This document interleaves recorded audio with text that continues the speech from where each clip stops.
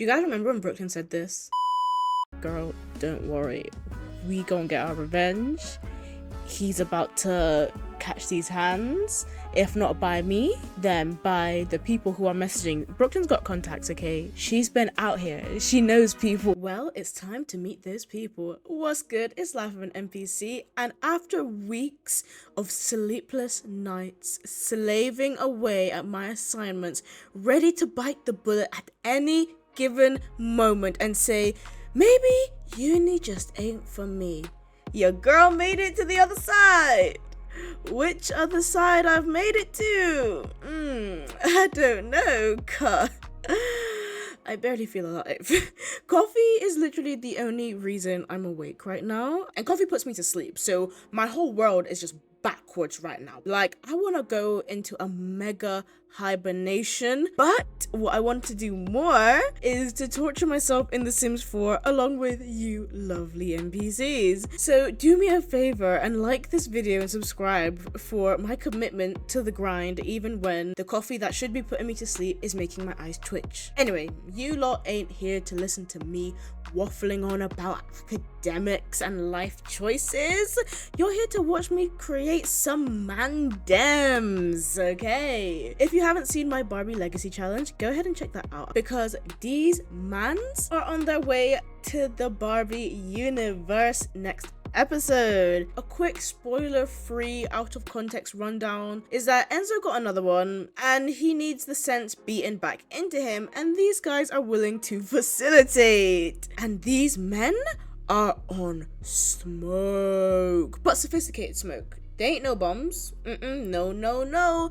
These men have been in the game. More time, they got a little bit of ambition in it, They got bank, okay?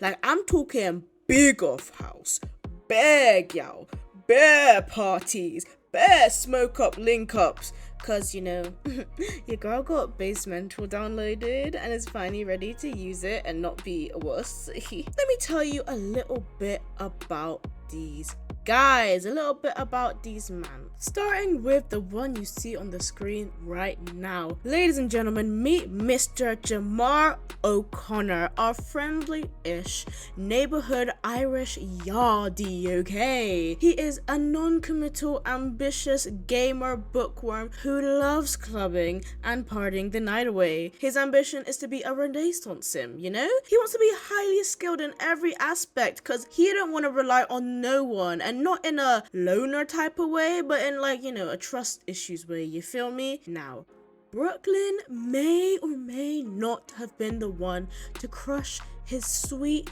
little heart and soul into 30,000 tiny little pieces and turn him from a lover boy into a playboy, but that's none of our business.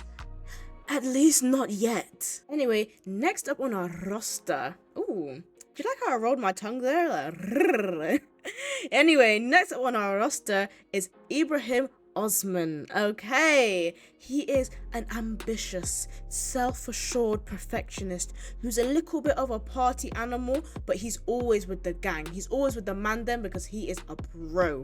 He is the typical grew up dirt poor, made songs about selling and doing drugs he never saw a day in his life, and now he flexes his wealth through his chains and wearing sunglasses indoors, okay? He's the type of sim to fly out a girl, pay for all her stuff, take her to dinner, buy her all these gifts and jewels, and then send her on her way, and then do the same with the next. And he doesn't even have to find the sim attractive. He don't really care about that. What he cares about is proving to the other guys who are trying to get to these girls that he's better than them because he's richer than them, and then wooing them with his wealth. Come on now. Now, as shallow as that may seem, and to be honest, as shallow as it really is, Ibrahim is a bit deeper than that, He's got some soul to him. He's a poet, He wants to be a musical genius. That's his aspiration. He wants to tell stories through his poems, through his songs, through his music, media production. Are all the stories true? That is up for debate. Are any stories true? That's also up for debate. But Ibrahim doesn't care. he's just sharing his creativity, his magic, and he's living it up with his bros.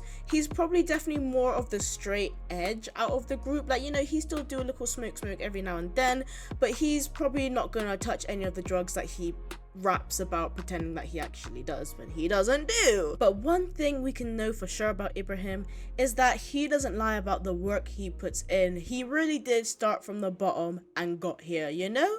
So, you know what, let the guy flex a little bit, you know? Fake flex, not really, but kind of, but still, he worked for it, so allow him. Also, don't let the tum-tum fool you, bro. That's just a beer belly, okay? Bro's hitting the gym. Like, I don't know if you guys saw his muscle definition when I was putting on his tattoos. Bro is built. Okay, so don't mess with him. Mateo. Meet Mateo Rodriguez. I'm pretty sure I've pronounced that so wrong, but moving swiftly along. Mateo is our shirtless king, because who can cover up those sick tats? Like, come on now, everyone needs to see it. He went through days and hours of pain to get those. Also, he's got a crooked nose, which I think is really cool, because you know what? His nose tells stories. Mateo is our fireball. He is our hot-headed, brave, materialistic, jealous foodie, but he's also mischievous and is gonna crack the best jokes. Mateo will have you laughing and rolling on the ground, but he's got scars to prove the fights he's been in, you know? His nose is a little crooked, he's got scratches and scuffs and punches on his face, but he don't care. He says, boom, these are battle wounds like my tats, and he'll just like turn his back to you and show his back, because he's pretty much always shirtless. Like, if man's not cold was a thing, it'd be Mateo, and then man's not hot would be Jamar, because Jamar loves off his coats.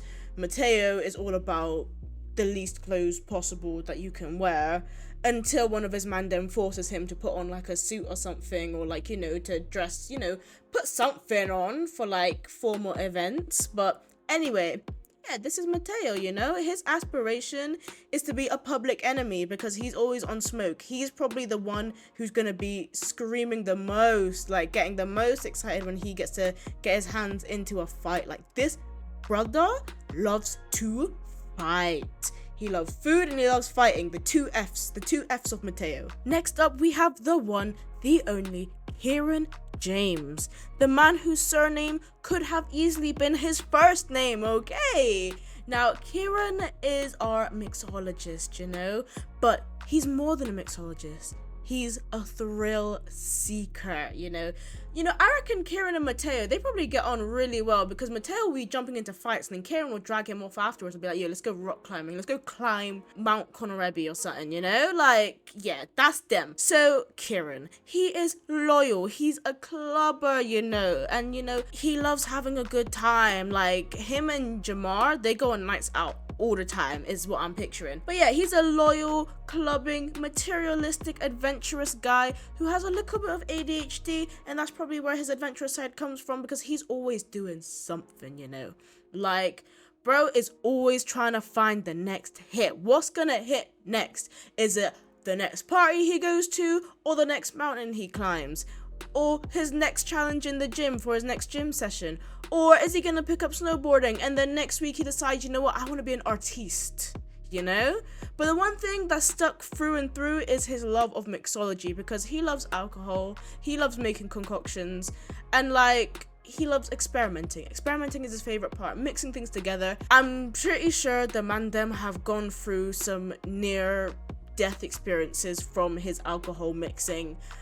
But that's all a part of the fun, and that's why we love Kieran. Now, with that said, you would think his aspiration is to be a master mixologist, but no. He values partying way more, and he wants to plan the best parties out there. Like, he wants it to be a thing where if you hear you got invited to a party organized by Kieran James, you just start throbbing out the mouth like, whoa. That's what he wants. His aspiration is to be a party planner. But check out these man, like, ooh, look at the drip, you know? Each of them got their own little style.